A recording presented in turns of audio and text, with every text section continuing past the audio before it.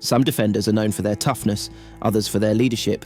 But Alan Hansen, he was known for something entirely different: grace, composure, and an unparalleled reading of the game. From the gritty fields of Scotland to leading Liverpool through their golden era, Hansen was a symbol of defensive perfection. Calm, calculated, and always a step ahead, he wasn't just a player, he was an artist in defence. This is the story of Alan Hansen, the Iceman of Anfield. Born on June 13th, 1955 in Sourchy, Scotland, Alan Hansen was raised in a working-class family where sport was life. Like many young boys in Scotland, Hansen played football on the streets, developing his early skills on makeshift pitches. But while many Scottish defenders of the time thrived on aggression, Hansen's style was different. He preferred to outthink his opponents, playing the game with intelligence rather than force. His natural poise and talent soon attracted attention. By the age of 17, Hansen signed with Partick Thistle, a Scottish club known for producing strong talents. His calm demeanour on the pitch and ability to carry the ball out from defence were unique, especially in an era when defenders were expected to get stuck in rather than play with finesse. Hansen's rise through the Scottish football ranks coincided with the broader cultural shifts of the 1970s, an era defined by economic struggles, social change, and a blossoming music scene dominated by bands like Queen and Led Zeppelin. In football, physicality was still king, but Hansen was about to change that perception. In 1977, at 22, Alan Hansen made the move that would define his career. He signed for Liverpool FC. At the time, Liverpool was already one of Europe's most dominant clubs, having won the European Cup just months before Hansen's arrival. The pressure was immense, but Hansen quickly settled in.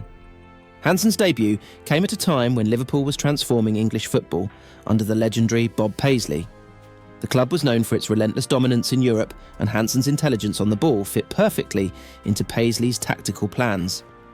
His early years saw him play alongside some of the game's greatest talents, including Kenny Dalglish, Graham Souness, and Ray Clements. But it wasn't just about fitting in, it was about setting a new standard.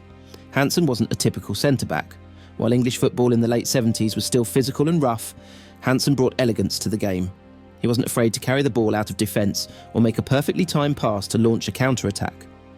As the 1980s rolled in, Liverpool became synonymous with success, and Alan Hansen was at the heart of it. With Hansen leading the defence, Liverpool won 8 First Division titles, 3 FA Cups and 2 European Cups during this golden period.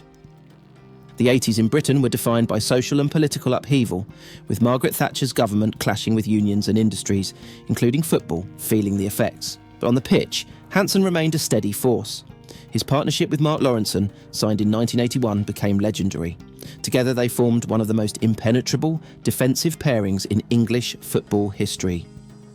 While defenders in the 1980s were expected to be rugged and no-nonsense, Hansen brought a cerebral approach. His anticipation, positioning, and ability to read the game meant he rarely had to make last-ditch tackles. Instead, he used his intelligence to cut out danger before it developed. In 1985, Hansen was named Liverpool captain, succeeding Graham Souness. His leadership style was not based on shouting or aggression, but rather on composure and leading by example. Under Hansen's captaincy, Liverpool continued their dominance, winning 2 more league titles and the 1986 FA Cup. Hansen's quiet authority was evident during a period when the club faced some of its toughest challenges. The Heysel Stadium disaster in 1985, where 39 fans tragically lost their lives, cast a shadow over European football. Hansen, as captain, was thrust into a leadership role not only on the pitch, but off it. He became a calming influence during one of the most difficult periods in the club's history.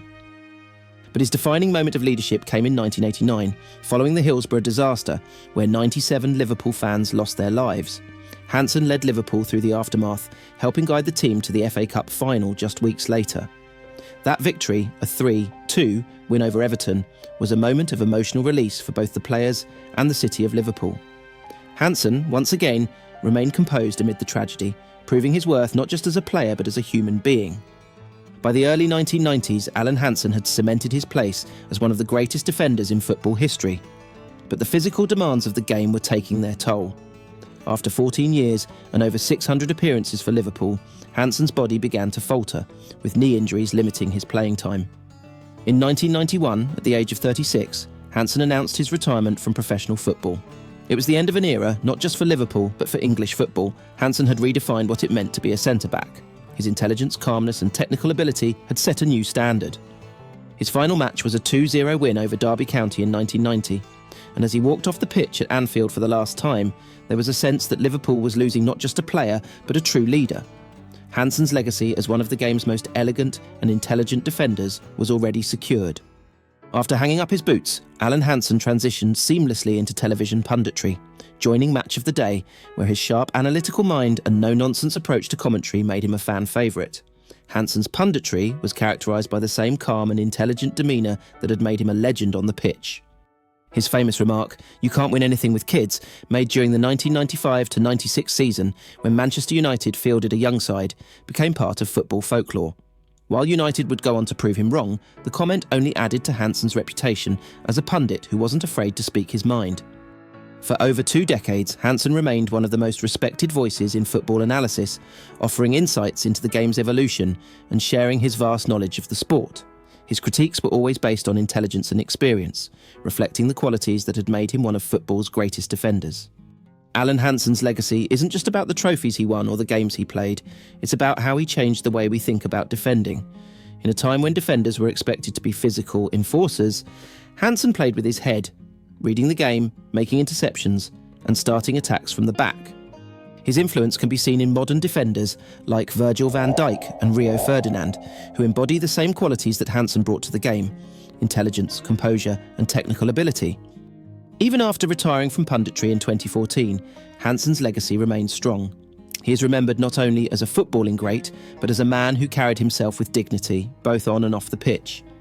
Alan Hansen, the Iceman, a player who led by example, who brought grace to defence, and whose impact on football still resonates today.